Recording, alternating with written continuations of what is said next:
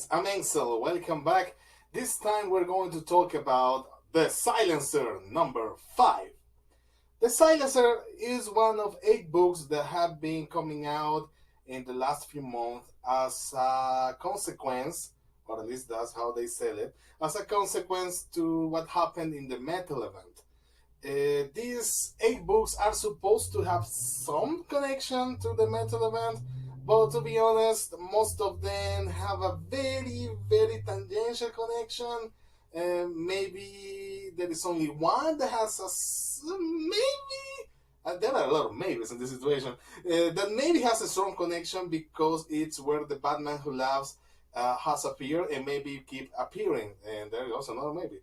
The other ones have a very little connection, but that doesn't mean that they are not good. Maybe the reception will be damaged, but I will talk about that one in its own video. Well, in the Silencer, we have Honor Guest, who has been strongly trying to exit her past life as an assassin, working for Talia al Ghul, and living now for her family, for her husband and her child. We see in this issue a confrontation with Deathstroke, and this confrontation doesn't actually involve too much fighting. There are no fisticuffs in here. There are no punches and kickings. It's more of a confrontation of ideologies, of perspectives. It would be the appropriate term. Because Deathstroke considers Honor Guest to be the ideal person to put an end to this underground criminal world, civil war that has been going on since the beginning of the book.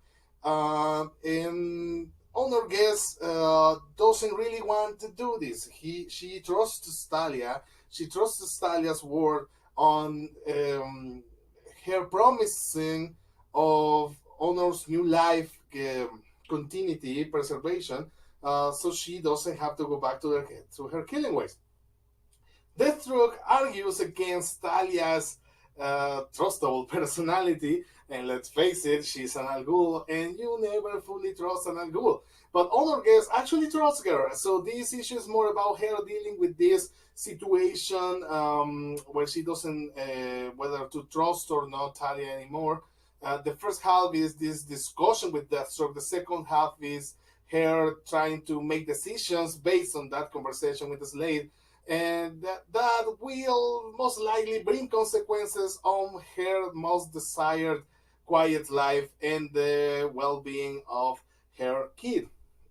So even though this issue wasn't really an action-packed one like the previous one, I really like where this is going. I like the character of the Silencer. I like her power set.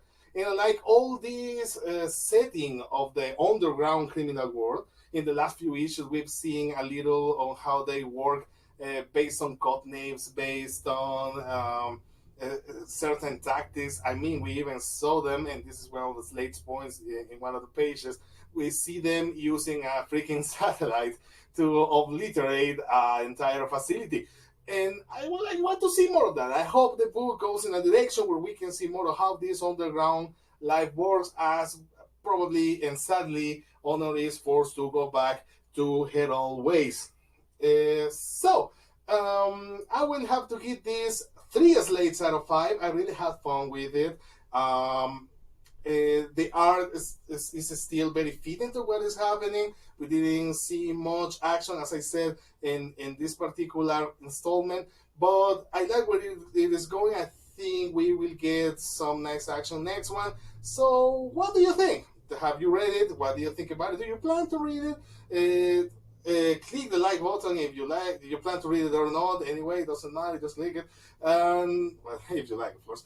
And that will be all for now. So I'm gonna have to go now. Thanks for watching.